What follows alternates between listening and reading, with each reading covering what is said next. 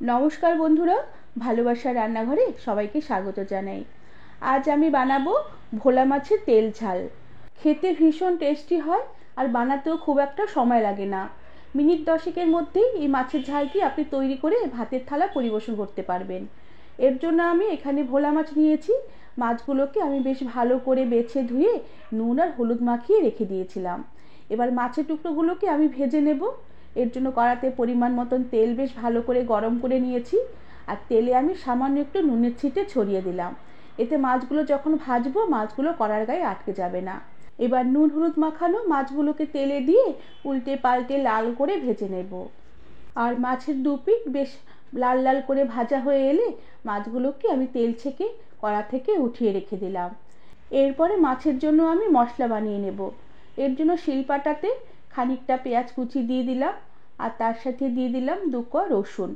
ঝালের জন্য একটা শুকনো লঙ্কা দিলাম, আর তার সাথে ছোট চামচের 1/2 চামচ সাদা সর্ষে দিলাম, আর একটা কাঁচা লঙ্কা ভেঙে দিয়ে দিলাম, আর দিয়ে দিলাম সামান্য পরিমাণে একটু টমেটো কুচি। এটা অপশনাল, টমেটো কুচি না দিলেও চলবে, দিলে পরে মশলার পরিমাণটা একটু বাড়বে। যেহেতু আমি এখানে কম মশলা ব্যবহার করেছি। আর তার সাথে মাছে যতটা নুন লাগবে সেই পরিমাণ বুঝে নুন দিয়ে দিলাম। এবার এই সমস্ত মশলাগুলোকে আমি মসৃণ করে বেটে নেব। তবে হাতে সময় কম থাকলে এই সমস্ত মশলাগুলোকে মিক্সার গ্রাইন্ডারও পেস্ট করে নেওয়া যেতে পারে। এবার সমস্ত মশলাগুলোকে আমি তুলে নিলাম। এরপরে যে মাছ ভাজার তেল কড়াতে ছিল সেই ভাজার তেল খানিকটা কমিয়ে দিলাম। আমার মাছের রেসিপিতে এতটা তেল লাগবে না। এই মাছ ভাজার তেল আর তার সাথে ভাজা শুকনো লঙ্কা দিয়েও গরম গরম ভাতের প্রথম পাতে শুকনো শুকনো করে খেতেও ভীষণ ভালো লাগে। এবার মাছ ভাজার তেলে কালো জিরে ফোড়ন দিয়ে বাটা মশলাটা দিয়ে দিলাম। সাথে মশলার বাটি ধোয়া সামান্য জল দিয়ে দিলাম, আর পরিমাণ মতন হলুদ গুঁড়ো আর সামান্য একটু কাশ্মীরি লঙ্কার গুঁড়ো দিলাম। নুন আমি মশলা বাটার সময় দিয়েছি, তবে যদি পরে নুন লাগে নুনটা আমি চেক করে পরে দেব। এবার এই সমস্ত মশলাগুলোকে বেশ ভালো করে নেড়ে চেড়ে আমি একটু ভাজা ভাজা করে নেব।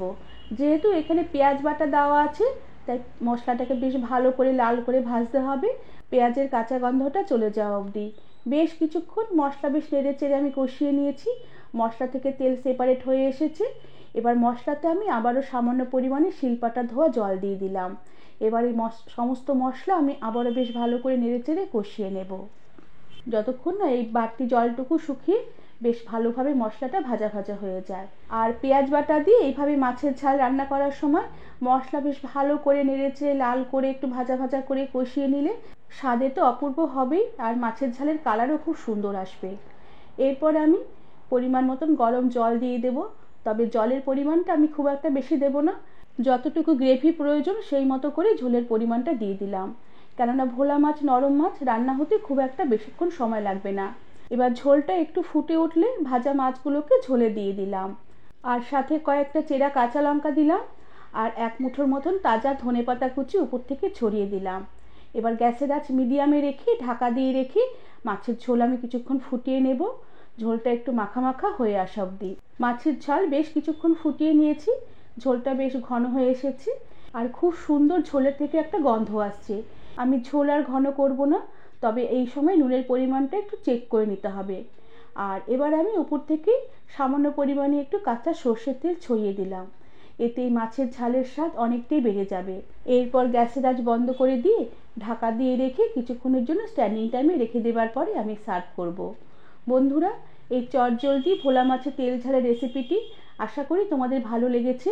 আর ভালো লাগলে একটি লাইক, শেয়ার আর সাবস্ক্রাইব করে দেবার অনুরোধ রইল। আজ তাহলে আসি, পরে আবার একটি নতুন রেসিপি নিয়ে দেখা হবে। ধন্যবাদ বন্ধুরা।